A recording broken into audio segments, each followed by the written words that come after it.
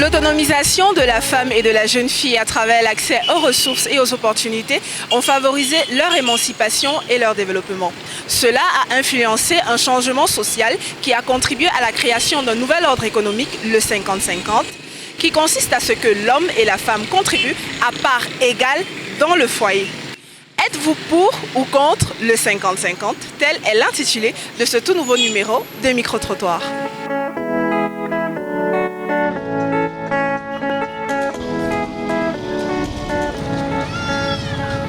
Chez nous, les musulmans, d'abord, c'est interdit. C'est interdit, la femme ne doit pas participer. Elle peut donner quelque chose si elle veut. Pas du genre que peut-être quand une femme travaille déjà, elle doit participer forcément. Donc ce n'est pas bon. Chez nous, les musulmans, c'est interdit.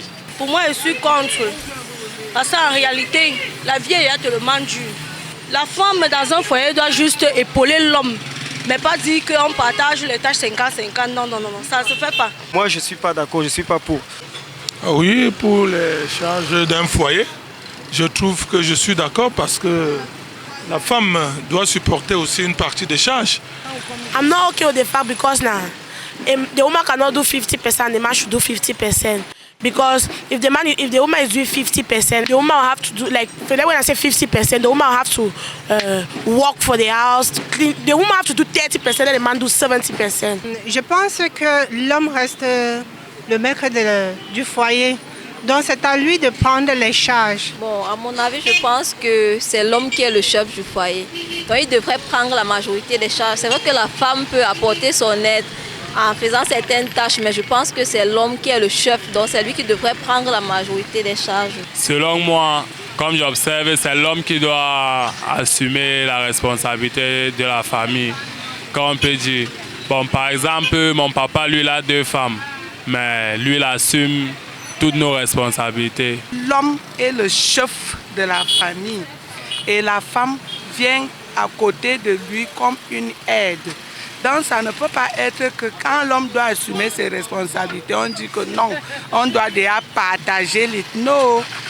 Étant donné que l'homme est le chef de la femme, chef de famille en même temps, cela veut dire quoi? Cela veut dire que tout ce qui concerne la maison, toutes les charges de la maison doivent être assumées par l'homme. Parce que la femme est sous sa responsabilité, y compris tout ce qui concerne le foyer. Je vais me référer aux paroles bibliques qui disaient que la femme a été créée par la côte de l'homme. Ça veut dire qu'à ce niveau déjà, il y a une inéquitabilité au niveau de la gestion du foyer. Parce que quand déjà la femme supporte une partie des charges, cela veut dire que le couple doit être heureux. Parce que déjà, si l'homme paye l'eau, la femme doit payer la lumière. Et moi, je trouve que c'est très normal. The woman's work is just to take care of the children, give them social values, teach them how to be respectful. While the man's job is to go out and work money. La femme doit être là pour l'épauler, mais pas pour prendre les charges en 50-50 en fait.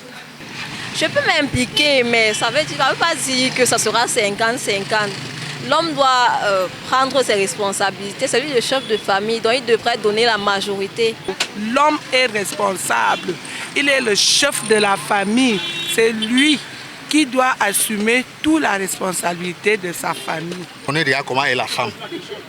Parce que même si elle accepte de participer, vous voyez par derrière là, ce qui va se passer, même toi-même l'homme, tu ne vas pas aimer.